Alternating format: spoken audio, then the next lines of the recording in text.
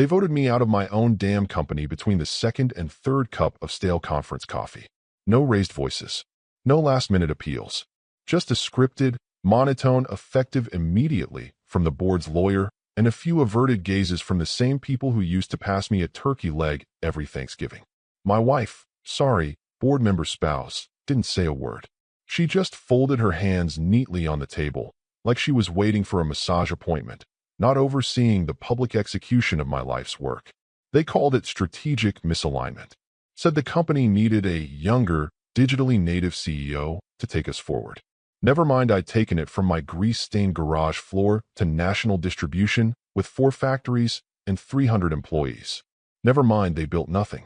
I watched my brother-in-law, Rick, do his smug little lean back in the chair he'd only ever sat in thanks to me. Cousin Joel even had the audacity to wink when they called the vote unanimous. I nodded politely, thanked everyone for their candor, even shook a few hands on the way out, because that's what you do when the wolves come dressed in country club polos. Security escorted me to the elevator. Clipboard guy wouldn't even look me in the eye. I smiled at him too. A nice big smile. The kind that makes people uncomfortable because they know it means something they don't understand yet. Let me say something clearly here, because I know a few of you reading this are nodding. If 98% of you are listening without subscribing, now's a good time to hit that button. It tells the team that these stories matter. And trust me, they need to hear this one to the end. Back in the parking lot, my ID badge no longer worked. My car still had the visitor's tag from when I'd parked in my own reserved spot. A woman who used to call me sir walked by and didn't even nod. Just like that, I was a ghost in a building I'd personally laid the cornerstone for. 25 years, gone in the length of a PowerPoint. But I didn't rage. Didn't go full scorched earth in the lobby or yank the fire alarm on my way out. I didn't even call my lawyer. Not that day. Instead, I drove home. Past the billboards with our logo, past the industrial park I helped build. No music, no calls, just the quiet hum of a man breathing through something dangerous. When I got home, the garage light was still on. Funny how no one had ever turned it off. That garage, small, damp, filled with my first ugly sketches and busted tools, looked more sacred now than any boardroom ever did. I stood in the doorway for a moment, staring at the folding table where I built the first prototype with my hands bleeding from a slipped torque wrench.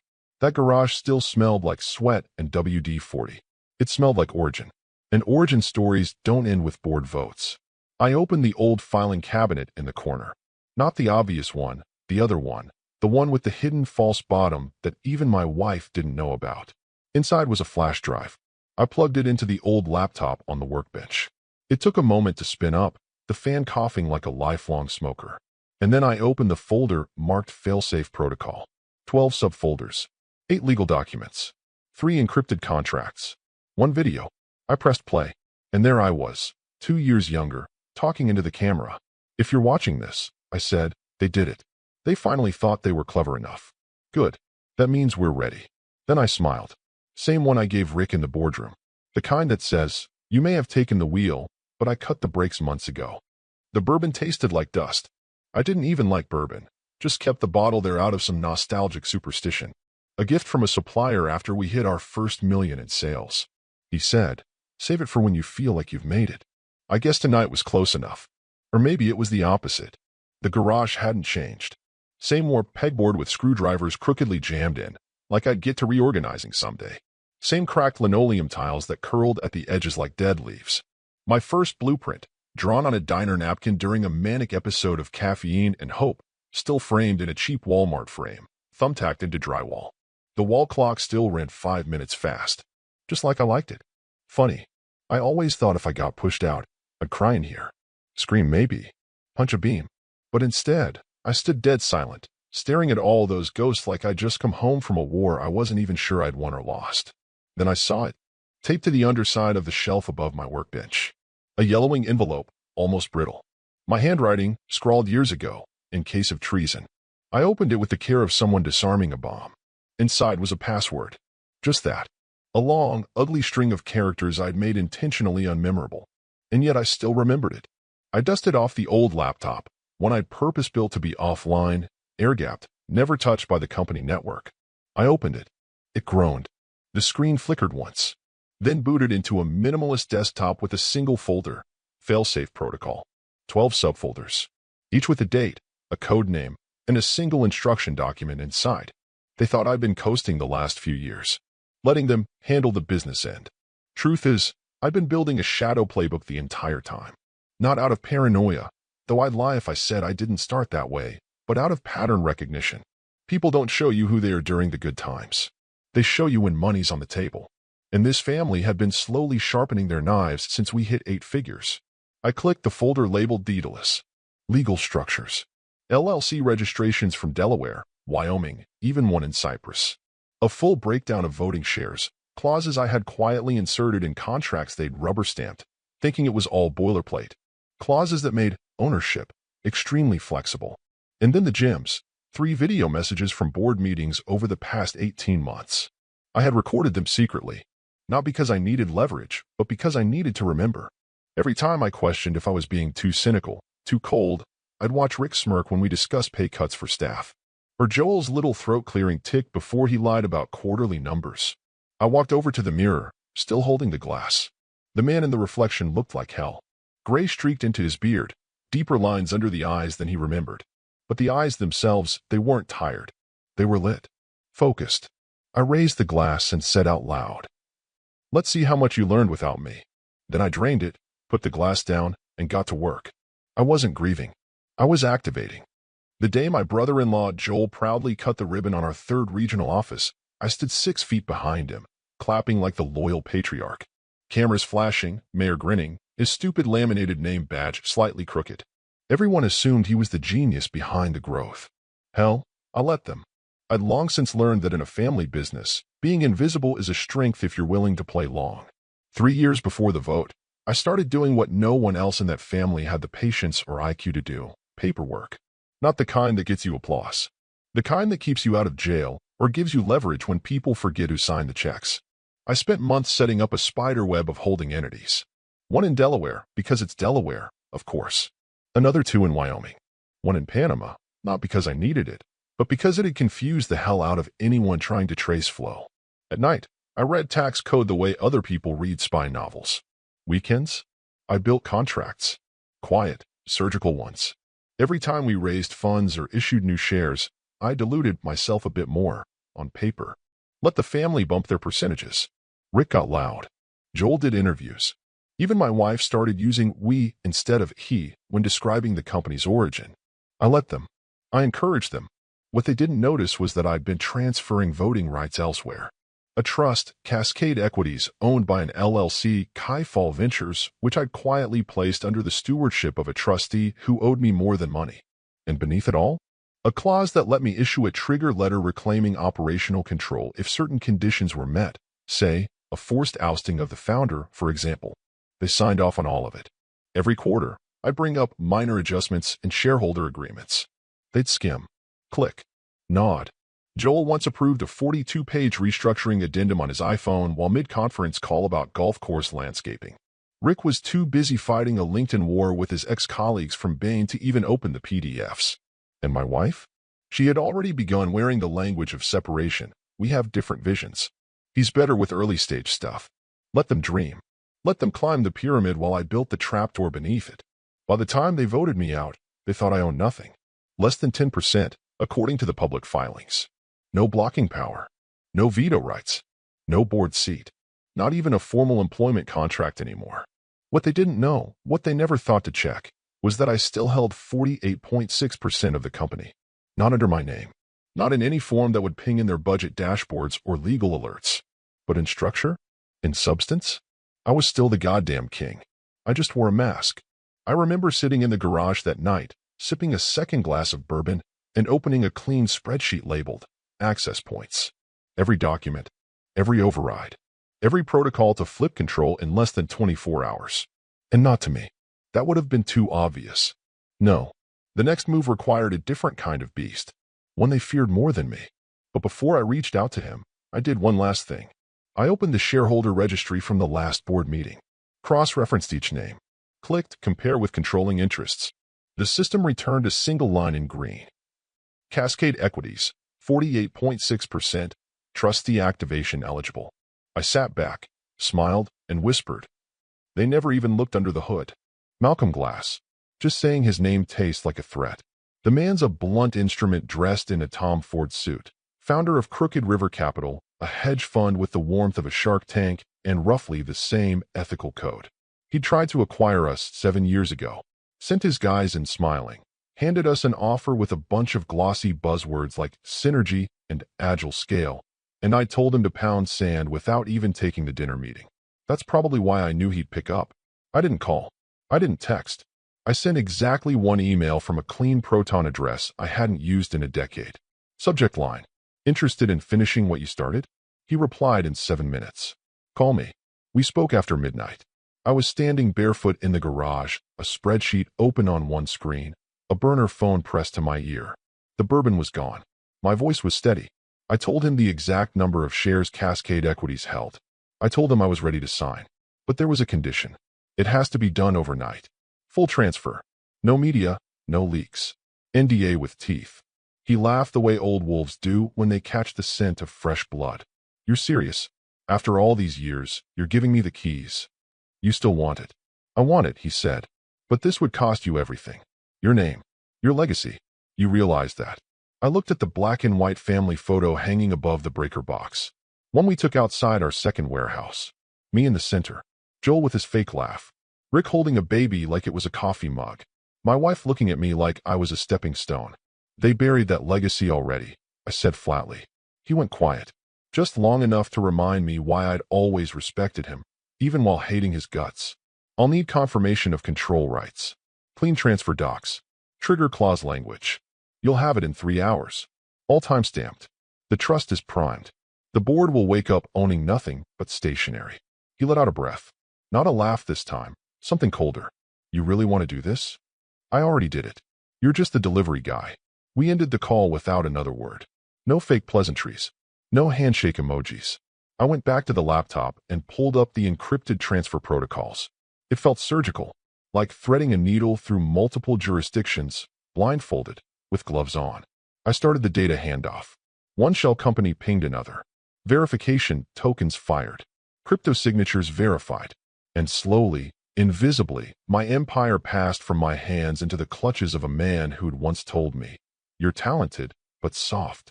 Family makes you soft." Maybe he was right. But what the family never understood, what none of them ever grasped, is that Malcolm Glass was never my enemy. He was my weapon. And tonight, I was pulling the pin. The elevator ride to the 23rd floor felt like descending into a vault rather than climbing up into an office.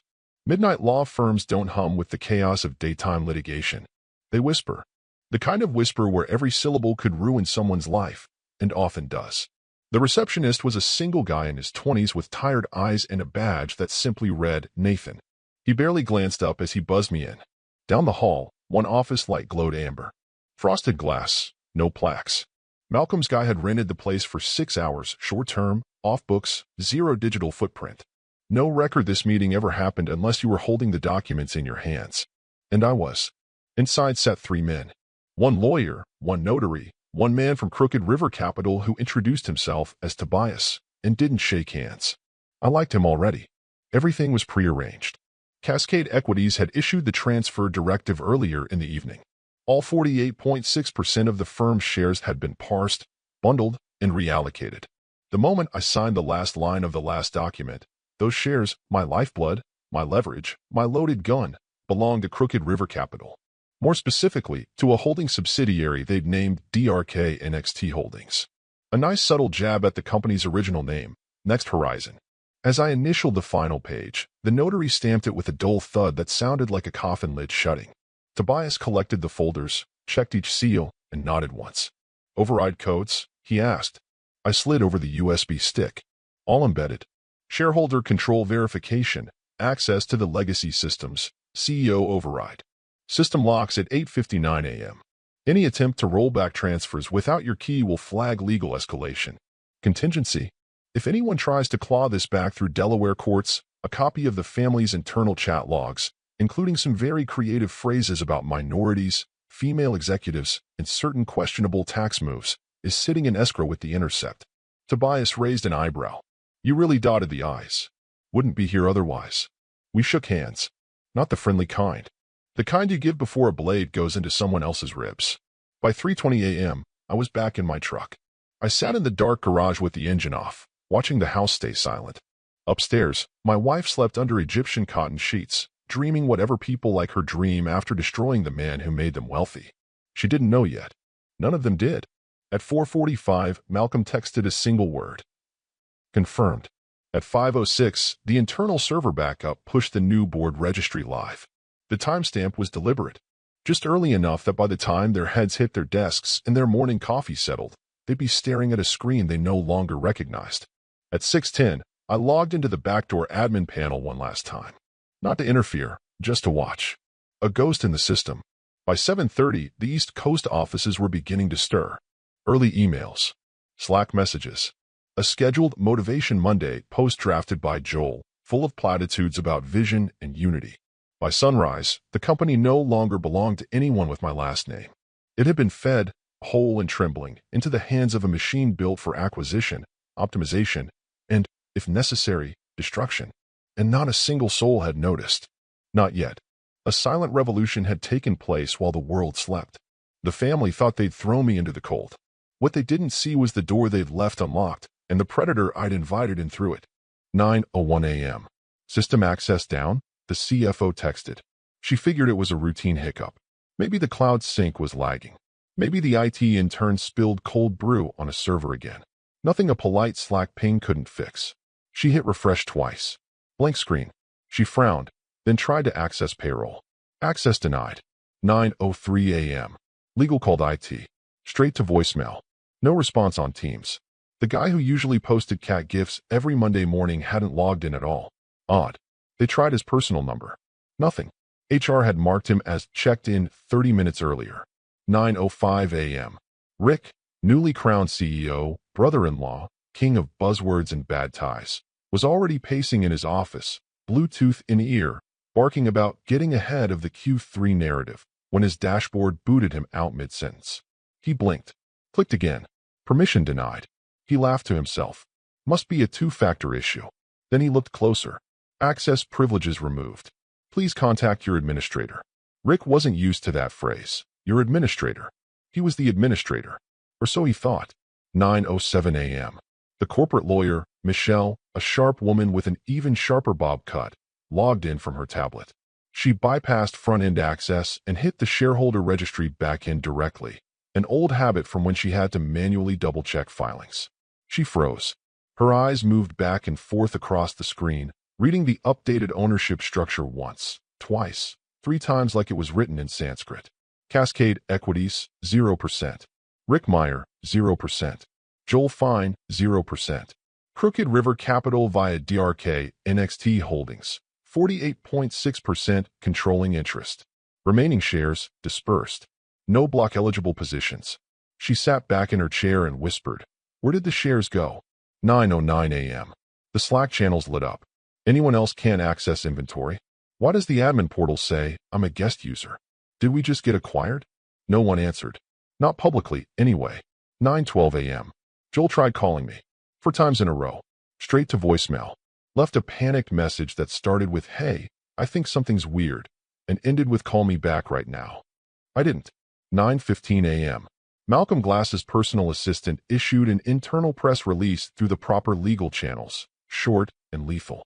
Effective immediately, Crooked River Capital had assumed operational control of Next Horizon Industries. No restructuring was expected, for now.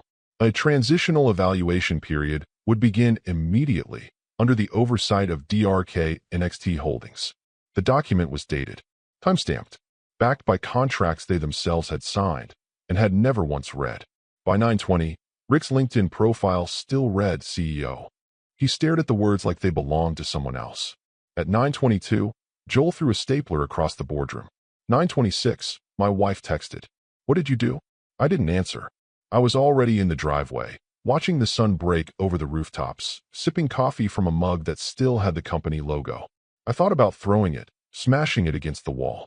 But then again, it wasn't mine anymore. Neither was the company, and neither was theirs. 10:04 a.m. The emergency board meeting began with 6 people in the room and 12 kinds of panic in the air. No coffee, no catered muffins. Just a long polished table covered in paper printouts and half-open laptops. all flashing the same red lockout notifications. Rick sat at the head, pale and sweating through his Vision 2025 quarter zip, barking orders to no one who could fix anything. Joel kept pacing, muttering, "This is a breach. This is fraud. This is illegal." Michelle, the lawyer, said nothing. Her eyes were locked on her tablet. Scrolling through PDFs she couldn't believe she had drafted herself. Legal restructuring documents. Signed. Notarized. Perfectly executed. 2 years old. All of it bearing their names. At 10:11, the main monitor flickered to life. Malcolm Glass. He didn't bother with a background blur. You could see the skyline behind him. New York, of course, and the soft hiss of a high-rise air filter in the background. He wore a black button-down, no tie. Just enough to look professional while exuding full, arrogant command. A man who didn't need to posture anymore. "Gentlemen," he began, voice as smooth as it was venomous. "I'm pleased to finally be attending a board meeting of Next Horizon. I look forward to running this company better than you ever did." Silence. Rick tried to open his mouth, but Malcolm raised a single finger like a priest giving last rites. "You don't speak now. You listen." Joel slammed his fist against the table. "You can't just walk in and—" "I didn't walk in, Joel," Malcolm interrupted, eyes gleaming. "You opened the door. Years ago, in fact. I just had to wait until you were stupid enough to push out the only man who ever knew where the foundation was laid." Michelle cleared her throat. "These documents, this transfer, this can't possibly hold. It's bad faith. There was no transparency." Malcolm tilted his head. "Transparency? You mean the same way you transparently buried an illegal board vote inside a quarterly alignment session? Or how you redlined out founder protections in the bylaws while pretending to streamline governance?" He leaned forward slightly. His voice dropped into something quieter, hungrier. "You signed off on the restructuring 2 years ago. It's airtight. I should know. I paid your firm to audit it back then. You didn't even notice." Rick finally lost it. "You think you can just steal the company? We'll sue you into the ground. We'll get injunctions, freeze orders. Hell, we'll bring in the feds." Malcolm didn't blink. "And I'll countersue you into bankruptcy. See, that's the difference between me and your little country club coup. I planned this." He turned slightly, typing something off-screen. A few seconds later, their monitors updated again. A formal notice of new board composition. Malcolm as chairman. 3 Crooked River executives listed as majority voting members. Rick's name? Gone. Joel. Pending transition review. My wife. Reduced to non-voting advisory capacity. The silence after that was thick enough to strangle. Michelle finally muttered. "This was a trap." "No." Malcolm corrected her, calm and precise. "This was a will reading. And you just found out Daddy left it all to someone else." He ended the call. The screen went black. No one spoke. Rick slumped into the chair like a deflated parade balloon. Joel stared at the polished surface of the table as if it might offer him a portal out of this nightmare. Michelle closed her laptop slowly. "This isn't recoverable," she said, almost to herself. "They laid the landmines under our feet 2 years ago. We just danced right over them." Outside, the office phones began to ring. Not the usual chirps. These were long, slow, deliberate rings. Shareholders. Press. Banks. By 10:30, the walls were closing in. And somewhere, not far from that room, I was sitting in silence. Listening. Watching. Drinking coffee from a chipped mug. The kind you keep after a funeral. She showed up just after 9 p.m., headlights sweeping across the driveway like searchlights. I didn't move. Just watched from the living room window, still in the same shirt I'd worn while finalizing the asset control protocols. It smelled faintly of old bourbon and printer ink. She hesitated before getting out of the car. Still wore the same cream blazer from the board meeting. Wrinkled now. Hair pulled back, but strands falling loose, like her armor was failing, piece by piece. She climbed the steps like they were heavier than she remembered. I opened the door before she could knock. For a long second, she didn't say anything. Just stared at me like I was some artifact unearthed from a time capsule. I didn't offer a smile. Didn't offer her inside. Just stood there, one hand on the frame, letting the night do the talking. "You planned this," she said finally. No accusation in her voice. No bite. Just a quiet realization unraveling in real time. I looked at her. "You voted yes." Her breath caught. Just a small hitch, barely noticeable. But I noticed. She stepped closer. "I didn't know they'd. Rick told me it was just temporary. A restructure. I thought you'd be brought back after I learned my lesson." I said, with a flick of sarcasm so sharp it cut the air between us. She winced, and for a moment I saw the cracks in her foundation. Not guilt, not remorse, confusion, as if she couldn't quite compute that someone she underestimated could still surprise her. I gave 30 years to that company, I said, quieter now. Build it with my hands while you all rebranded it into your cocktail party talking point. She looked down at her shoes, whispered, I never wanted it to go this far. I leaned against the doorframe. You didn't want it to go this far, or you didn't think I could? That landed. I saw it. She tried to find something in her bag of tricks, empathy, maybe. Memory. We built a life together. Do you remember the nights in the first office? On that futon, when we didn't even have payroll covered and we'd eat tuna out of cans and write invoices by hand? I finished. Yeah, I remember. I remember doing that while you were texting your brothers about selling me out to venture capital 2 years later. Now she looked up, eyes wet. It wasn't like that. You were becoming isolated, paranoid. You didn't trust anyone because you were giving me reasons not to. She stepped forward again. So this is revenge? You torched the family just to prove a point. No, I said. This isn't revenge. This is consequence. And then she broke. Tears came. Real ones, maybe. Maybe not. Her voice cracked. You think I don't care? That this didn't hurt me? I lost everything today. I looked her dead in the eye. You lost something you never earned. That was the moment. The instant her face hardened. Like glass turning to stone. Guilt had failed, so now came the second act, fury. You always needed to be the hero, she snapped. You couldn't handle not being the center of gravity. That's what this is. But I didn't respond. I didn't argue. I didn't explain. I just let the silence stretch until it snapped. And then, without another word, I closed the door. She stood there for a few more seconds, maybe waiting for the handle to turn. It didn't. Behind the door, I leaned against the wall. Not in relief. Not in pain. Just stillness. This was never just a business play. This was surgery. And some cuts bleed longer than others. But once the rot sets in, you don't mourn it. You excise it. Joel was the first to go. Officially, it was a mutual separation agreement. Unofficially, it was Malcolm handing him a one-sentence ultimatum in the middle of a Wednesday. Resign quietly, or we open the books on your discretionary spending. I didn't see it happen, but I heard he didn't even pack up his office, just left through the side entrance with a gym bag and a half-finished protein shake. Rick lasted 2 more weeks, squirming through strategy calls and delivering toothless pep talks to a workforce that already knew the wolves were in the building. When Malcolm finally called him into a private performance review, it took less than 10 minutes. No press release. No farewell email. One moment he was the face of the company. The next, his badge deactivated mid-lunch. The rest followed like dominoes. Her cousin Stacy, director of talent culture, was escorted out when they discovered her department hadn't done a single compliance audit in 3 fiscal quarters. Marcus, VP of growth, whatever the hell that meant, suddenly found himself ghosted from all calendar invites, then booted from the Slack workspace with the rest of the deadweight. The logo changed next. Just a minor design update at first. Sleeker, colder. Then came the new name, NXT Glass Holdings. Real subtle. Real final. The Chicago office shut down after Q1. Atlanta didn't make it to Q2. Rumor was they were consolidating operations into one building and subleasing the rest. The same buildings her family once bragged about scaling into new markets with. Now they were just liabilities with rent overdue. I didn't even have to lift a finger. That was the part that made it all so clean. I'd already passed the torch technically, legally, morally. Malcolm ran the show now. And when you put a hammer in a shark's hand, you don't have to tell him where to swing. I just watched from the outside. Heard whispers. Joel's second mortgage? Foreclosed. Rick's startup venture? Quietly dissolved after 2 angel investors pulled out within days of the acquisition going public. Cousin Stacy? Rebranding herself on LinkedIn as a wellness and leadership consultant.